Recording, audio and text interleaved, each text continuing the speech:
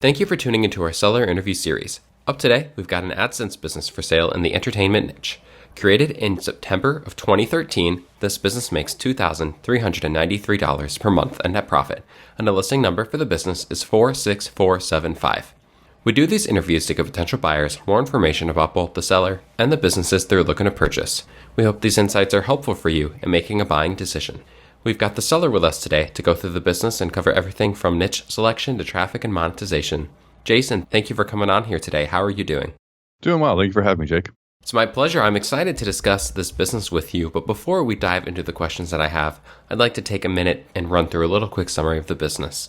Again, it was built in September of 2013, has a monthly revenue of $2,910, expenses of $517 to make for net profit of $2,393, which is generated on a 12-month average. Included in the sale of this business are the domain and all site content and files, email list, social media accounts, and please note that you must have a currently approved Adsense account to ensure a successful migration of this business. Jason, can you tell us a little bit about your background in building and running online businesses? Yeah, we've actually been building event sites since 2011. We've had quite a few successful ones, this being one of them. And this is probably one of our bigger ones that we continue to push. And since it has been, as you say, one of your most successful ones, why have you decided to sell it today? Honestly, changes in personal life. We added some more family members and just not enough time to maintain all of the ones that we've done. Yeah, that absolutely makes sense. So can you walk me through how this business makes money? Yeah, so essentially, it's an event site where we gather information from a particular event, like a style of event, and we put it all into one place so that way everyone can find it. Because they're scattered from individual events, promoters, stuff like that. So we put it all together, make it super easy to find, and we send out email lists so people can just come back to the site whenever they want to look for things. And then you earn revenue through Adsense ads on your site, right? Correct. Mm-hmm. So can you walk me through, or I guess really explain to me, why this site has managed to take off in the sea of Google content sites? We take a lot of extra steps to please Google, I would say.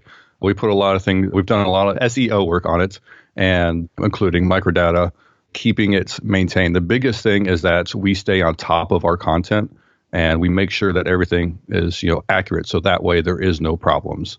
So since you are staying up to date with the site and such, how much time does it take from you, the owner of the business, to maintain?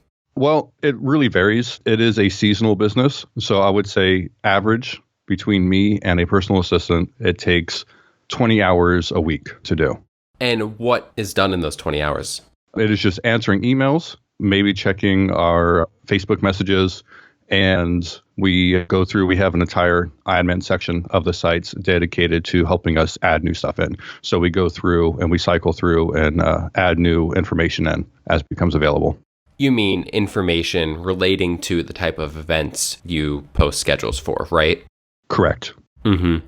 So can you explain your primary traffic source? I know you've said that you've worked hard on SEO. Is organic search where you get your traffic from? That is 100% where we get our traffic from, aside from our newsletter.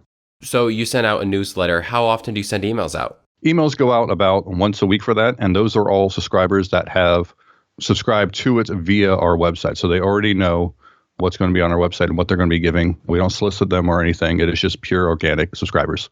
And how many subscribers do you have? Right now, I think we have roughly 26,000, maybe a little bit more. So if you were to keep the website yourself and try to grow it even more, what would be the main opportunities for growth that you would focus on? There are a lot of opportunities on the site. We've applied them to some others. We can sell banner ads. You can sell, you can highlight some of these listings. You want to make it to where it's not spammy, but you could sell quite a lot of these highlights for the events where they get noticed more. Also, email marketing would work out very well. We sold one so far, and I know we could sell a lot more if we just put a little bit more effort into it. Is there a reason why you haven't put a little more effort into it currently? The only reason why is because, time constraints. Mm-hmm. So with the other sites and, Mm-hmm. Yeah, with all of your other So with all of your other sites and the new family responsibilities you have, it absolutely makes sense that you haven't had time to focus on, this one as much as you would have liked. So, do you feel like there are any potential risks associated with this business that a new owner should be aware of?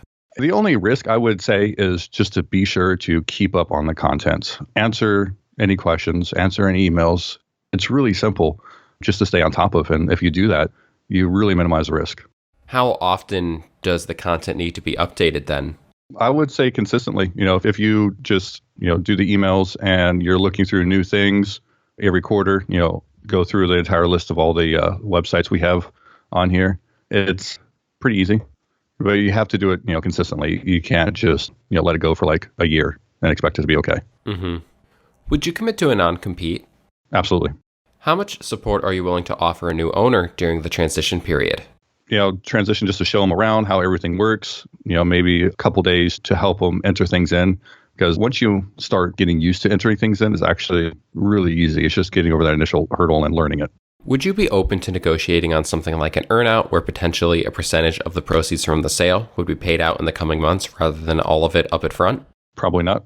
Jason, thank you very much for taking the time with me today. I really appreciate it. Before I let you go, I have one final question. If you were looking at this business from the perspective of a potential buyer, why would you feel like it is an asset worth buying?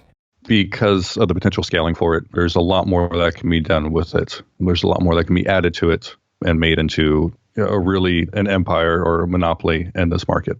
And aside from the growth opportunities, the site's already doing very well. So, you have a strong foundation here with all these other opportunities to grow even more.